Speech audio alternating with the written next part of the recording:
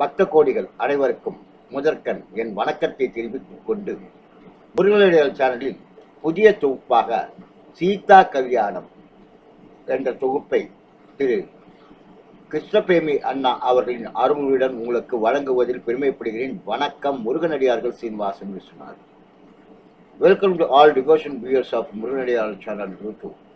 I am going to present a new playlist of Sita Kalyanam with Sri Krishnapremi Anna discourses, devotional discourses. Thank you very much for supporting on this. Thank you very much. Vetrivel Murugan கரோகரா, வள்ளிமலான கரோகரா, கச்சியம்பதி Shanmugan கரோகரா.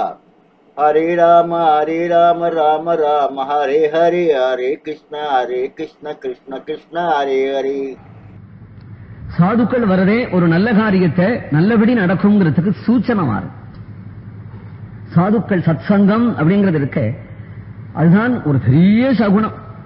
பாக்கி எல்லாத்தையும் விட ஒரு நல்ல விஷயத்த ஆலோசனை பண்றோம். அப்போ ஒரு மகாத்மா எதிர்பாராம வந்தாக்க அதுவேதான் இந்த காரியம் ரொம்ப நல்லபடியா முடியும் அப்படிங்கிறதுக்கு ஆதாரமாறுது. விஸ்வாமித்திரர் வந்து நிற்கிறார்.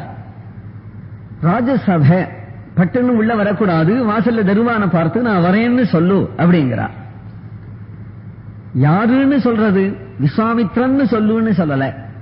முதல்ல எடுத்ததும் கௌசிகன்னு சொல்லுன்னு முதல்ல சொல்லல, நான் வரேன்னு சொல்லு அப்படின்னு சொன்னா யாருன்னு சொல்றதுன்னா அம்மட்டிலும் போருமாம் தசரதற்கு.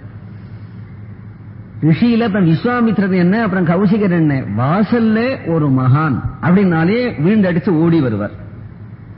மகான்களை வரவேற்கிறதுக்கு அவருக்கு தெரியும். ஒரு மகரிஷி வாசல்ல வந்திருக்கார் அப்படின்னு சொன்னா போறாதோ, விஸ்வாமித்திரன் வந்திருக்கிறார், கௌசிகர் வந்திருக்கிறார் அப்படின்னு சொல்லிவிட்டார். உள்ள இருப்பனவன் உள்ள போய் விஸ்வாமித்திரர் வந்திருக்கிறார் அப்படின்னதுமே பட்டுன்னு எழுந்து கொண்டு அர்க்கியம் கொண்டு வா, பாத்தியம் கொண்டு வா என்று உத்தரவிட்டுண்டே அது வரட்டும்னு காத்துட்டு இருக்க கூடாது. சில பேர் பூரணகுமம் எடுத்து வைக்க மறந்துடுவா. பெரியவா வந்தாச்சுன்னா ஸ்டெயிரும் வாசலை நிறுத்தி வச்சுட்ட இங்க ஓடி அங்க ஓடி கணத்தடிக்க போய் சொம்பு காணாதபடி போயிடும். அப்புறம் தண்ணி எடுத்து அப்புறம் மாவளை குத்து இருக்காது, அடுத்தாத்துல போய் ஒடிச்சுன்னு வந்து அங்கேன்னு வந்து ஒரு பூரணகுமம் கொடுப்பா. அதை விட பூரணகுமம் வேண்டாமே, வந்ததும் உள்ள அழிச்சுன்னு போயிடலாமே. அதுபோல வாசலை நிறுத்தி வச்சுட்டு அது இதுன்னு தேடிட்டு இருக்க கூடாது. அதுக்காக நாம் அர்க்கியம் பாத்தியம் தயாரிப்புக்குன்னு மௌனமா இருக்கக்கூடாது. சமயத்துக்கு வருஷம் அப்படின்னு உத்தரவு போட்டார். அர்க்கியம் பாத்தியம் ரெண்டு பக்கத்திலேயே ரெண்டு பேரை பார்த்து உத்தரவிட்டார். வாசலை ஓடி விட்டார். அதான் உள்ள இருக்க முடியாதப்பா. வாசல ஓடி வந்தது கைகளை குவித்துக் கொண்டு வரவேற்கிறார். விஸ்வாமித்திரரை பார்த்து, தங்கள் வருகையினாலே எனக்கு ஏற்பட்ட சந்தோஷம் எத்தகையது. யதா அமிர்தஸ்ய சம்பிராப்தி யதா வருஷமனூதகே யதா சதுஷதாரேஷு புத்திர ஜன்மா பிரஜஸ்யதே பிரநஷ்டஸ்ய யதா லாபஹ யதா கரிஷோ மகோதயே ததைவாகமனோ மல்யே ஸ்வாகதம் தே மகாமுனே.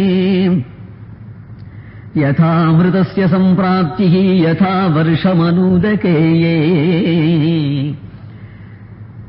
தங்களுடைய வருகையினாலே எனக்கு அமிர்தம் கிடைச்சது போல தோன்றும். ஒரு மர்த்தியனுக்கு அமிர்தம் கிடைக்குமா? ஒரு மனுஷனுக்கு, தேவாளுக்கு தான் கிடைக்குமா? சில பேர் சண்டை போட்டு அடைய பார்த்தா மகர்ஷிகள்லயே சில பேர், தேவாள்லயே சில பேர். அஸ்வினி குமார்களுக்கு கொடுக்க மாட்டேன்னு விட்டா அமிர்தம். அஸ்வினி குமார்கள் தேவர்களுக்குள்ள வைத்தியர், வைத்தியருக்கு என்னத்துக்கு அமிர்தம் அப்படின்னு சொல்லிவிட்டான் தேவேந்திரன். 1000 சண்டை போட்டு அப்புறம் ரிஷிகளுடைய சிபாரசு மூலம் அஸ்வினி குமாரர் பெற்றார்கள். அதே போல கருட பகவான் அமிர்தம் கொண்டு வரணுங்கிறதுக்காக படாத பாடு பட்டார், பிரபாவசாலியா இருக்கிறதுனால. அப்படிலாம் கதைகள் நிறைய இருக்கு. மனுஷனுக்கு எங்கேன்னு கொடுக்க போறா? யதா அமிர்தஸ்யே. மனுஷனுடைய உதவியை ஒரு கால் நாடினா கூட தேவேந்திரனையே பக்கத்துல கொண்டு உட்கார வச்சுருந்தாலும் சௌக்கியமா எல்லாம் விசாரிச்சு கொண்டாடி சர்வம் பண்ணி யானை மேல ஏற்றி குதிரையில ஏற்றி எட்ட பண்ணினாலும் ஆனா அமிர்தம் மட்டும் கொடுக்காம அனுப்பிச்சிடுவாங்க. ஆத்துல எது சாப்பிடுறோமோ அதுல ஒரு டிராப் வந்தவாளுக்கு கொடுத்தாதானே நாகரிகம். கொடுக்காத அனுப்பிச்சிடுவாளாம். அதனால அர்ஜுனன் போய் 5 வருஷம் இருந்தான் தேவலோகத்துல, ஒரு டிராப் அமிர்தம் கொடுத்து விடல. அடிக்கடி தசரதர் போறார் தேவலோகத்து, இந்திரனுக்கு பக்கத்துல உட்கார்ந்துட்டு வரார், கொடுக்க மாட்டாளாம். தசரதன் கௌரவமா வந்துடுவார். சாட்சாத் சத்யபாமா தேவியே தேவலோகம் போயிருந்தா, பாரிஜாத புஷ்பம் நிறைய பூத்துது. இந்திராணி தினமும் தொடுத்து தொடுத்து தலையில பிச்சோட அவரை சூட்டிப்போ, சத்யபாமிக்கு சபலம் தன் தலையில சூட்டிக்கலாமேன்னு ஒரு சுமங்கலி பூ சூட்டிண்டா பக்கத்தில் உள்ள சுமங்கலிக்கு ஒரு ஷான் கொடுத்தா என்ன? சத்தியபாமிக்கு கொடுக்க மாட்டா. வெக்கத்தை விட்டு கேட்டுவிட்டா அந்த பாரிஜாதத்தினுடைய வாசனை படுத்தின பாடு. என் தலையில சித்த குடு அக்கா கொஞ்சம் போற ஒரு சான்னாள். இதெல்லாம் மனுஷியால் வச்சுக்கிறது இல்ல அப்படின்னாலாம் இந்திராணி. மகாபாரதம் ஹரிவம்சம், என் கல்பனை இல்லை. மகாபாரதத்துல ஹரிவம்சத்துல ஒரு பாரிஜாத புஷ்பத்தை சாட்சாத் மகாலட்சுமியான கிருஷ்ணனுடைய தர்மபத்னியான பாரிஜாதம் நரகாசுரம் கொண்டு போய் திருப்பி கிடைச்சதே கிருஷ்ண பரமாத்மாவான அதுல உள்ள ஒரு பூமே அந்த இந்திராணி சத்யபாமியுடைய தலையில சூட்ட மாட்டாள் அப்படின்னா எங்கேன்னு அமிர்தம் கொடுக்க போறா? அமிர்தம் எங்கேன்னு கொடுக்க போறா? ஆசைப்பட்டு இங்கேன்னு சொர்க்கம்னு போனா ஒரு டிராப் ஒரே ஒரு தரம் கொடுத்துருவாளாம். அது ஜீரணிக்கிற வரையில அங்க இருக்கலாமா? அதை ஜீரணிச்சு ஆயிரத்துதா க்ஷீணே, அடுத்த தடவை பசிக்கிறதுக்குள்ள க்ஷீணே புண்ணிய மர்த்தியலோகம் விசந்தி என்று கீழே தள்ளிடுவார். அப்படி ஒன்னும் கௌரவமா நடத்த மாட்டாளாம். சா தேவானாம் பசுகு, ஆத்மபூதனான வாசுதேவனை விட்டுட்டு யாரும் அந்நிய தெய்வத்தையை உபாசிக்கிறாளோ அவளுக்கு அங்க போய் கௌரவம் இருக்காதுன்னு உபனிஷத் சொல்றார். நமது ஆத்மாவா ஹிருதயத்தில் இருக்கிறான் பிரபு. அவர்களுடைய கதி, தேவர்களுடைய சபாவங்கள் சிலது, அதெல்லாம் அப்படி சபையில சொல்லக்கூடாது. யதா அமிர்தஸ்ய சம்பிராப்திஹி யதா வருஷமனூதகேயே யதா சத்ருஷதாரேஷு. மனுஷனுக்கு அமிர்தம் கிடைச்சா எப்படி இருக்கும்? எப்படி இருக்கும்? அமரனா போயிடுவான். யதா அமிர்தஸ்ய சம்பிராப்திஹி யதா வருஷமனூதகே. அமிர்தம் கிடைக்கிறது அப்புறம் கேட்டோம். சில ஊர்கள்ல தண்ணி கிடைக்காத படுற பாட்டை பார்த்தா அந்த ஊர்ல மழை பொழிஞ்சாலேயே அமிர்தம்னு நினைக்கிறார். யதா வருஷமனூதகே. அதனால சமஸ்கிருத பாஷையில ஜலத்துக்கும் அமிர்தம்னு பேர். யதா வருஷமனூதகே யதா சதிருஷதாரேஷு புத்திர ஜன்மா பிரஜஸ்யசே.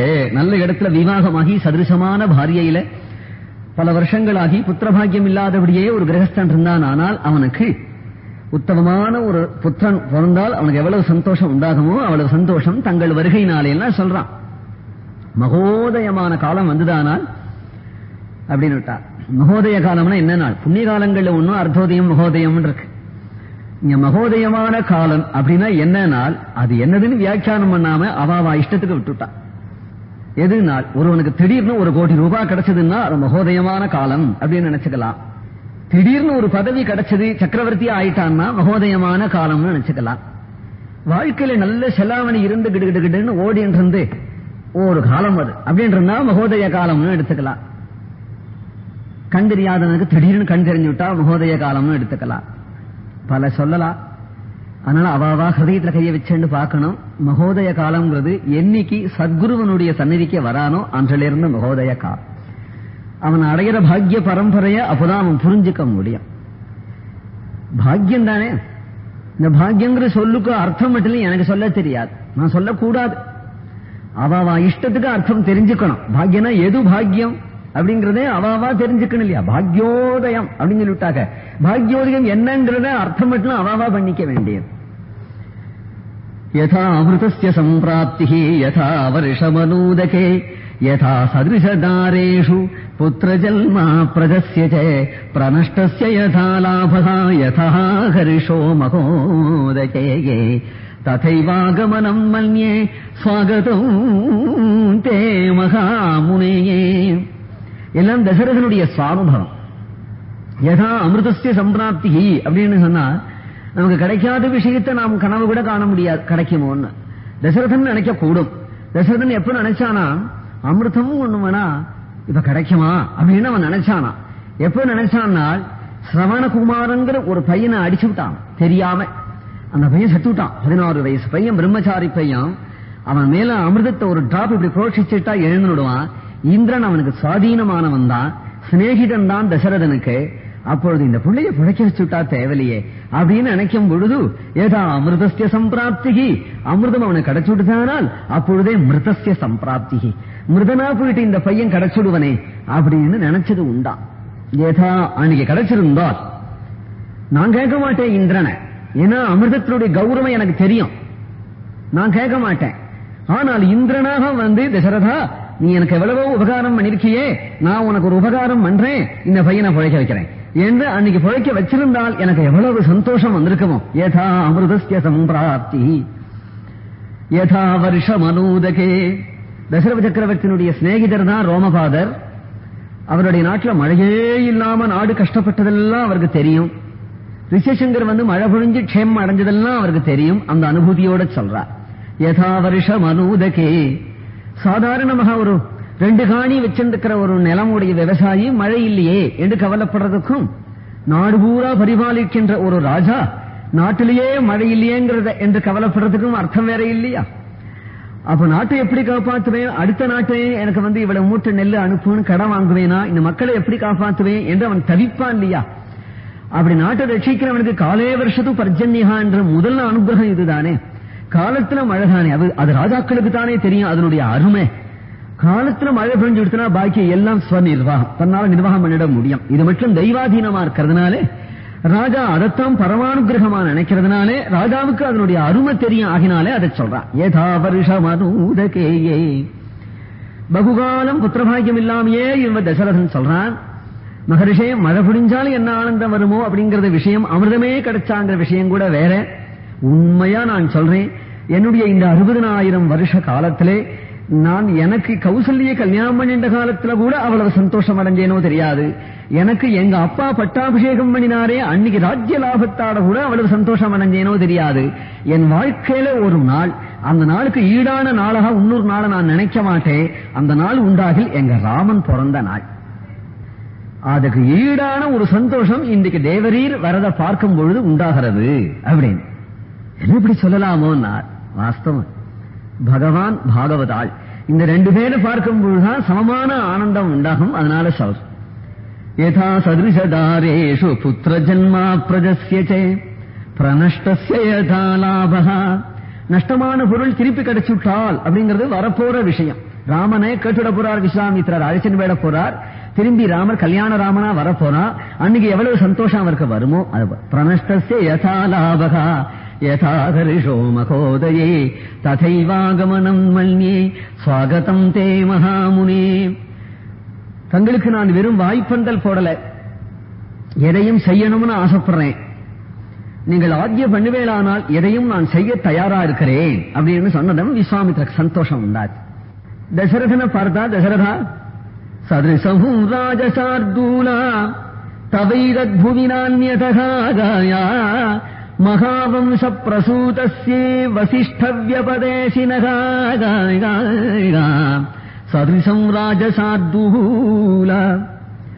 நாங்கள்லாம் ஒரு லோபி கிட்ட போய் வரமாட்டோம், போய் நிக்கிறாப்புல எங்களுக்கு ஒரு தலையெடுத்து ஈஸ்வரன் எழுத மாட்டான். எங்களை எங்க கொண்டு சேர்ப்பானா, ஏற்கனவே எங்களுக்காக தவம் கடந்துண்டு எதை கொடுக்கணும் நம்மாத்துக்கு வரமாட்டாளா அப்படின்னு காத்துட்டு கிடமாதான் ஈஸ்வரனை எங்களை அனுப்புவான். சதிருசம் ராஜசார்தூலா.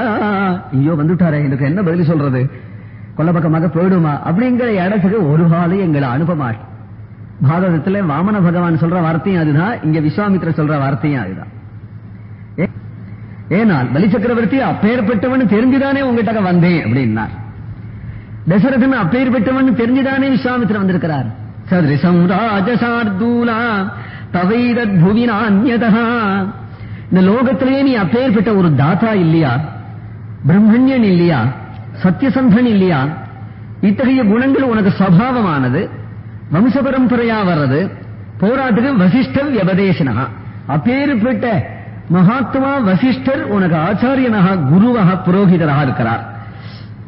அப்ப இந்த குணங்கள் உங்களிடத்தில் இருந்தால் என்ன ஆச்சரியம்? நான் வந்திருக்கிறது சித்தாசிரமத்திலே ஒரு யாகம் பண்றேன். அங்க இன்னும் சில மகரிஷிகள் பல நல்ல காரியங்கள் லோகக்ஷேமார்த்தமாக பண்ணிட்டு இருக்கிறார்கள்.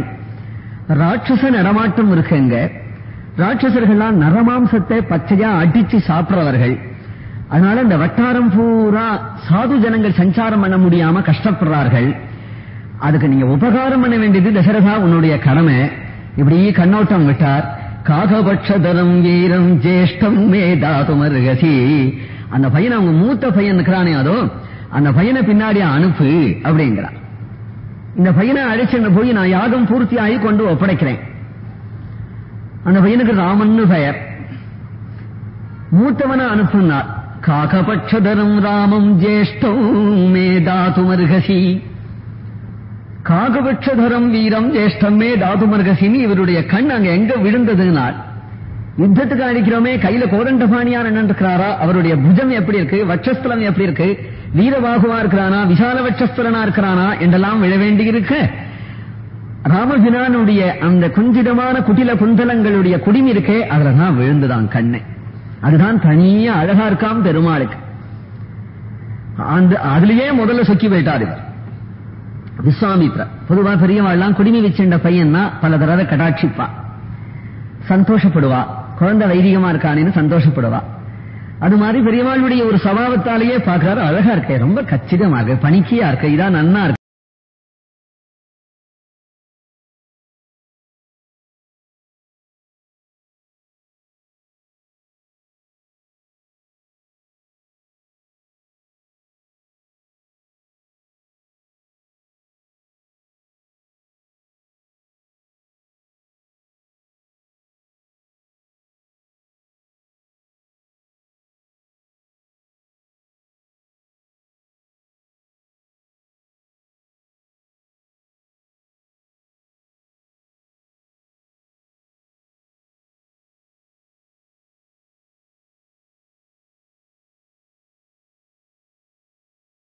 மீண்டும் அடுத்த தெய்வீக இறை அருட்பகுதி உங்களை சந்திக்கும் வரை உங்களிடமிருந்து விடைபெறுவது முருகனடியார்கள் சீனிவாசன் விஸ்வநாதன். வணக்கம். ஹரே ராம ராம ராம ஹரே ஹரே, ஹரே கிருஷ்ண கிருஷ்ண கிருஷ்ண ஹரே ஹரே.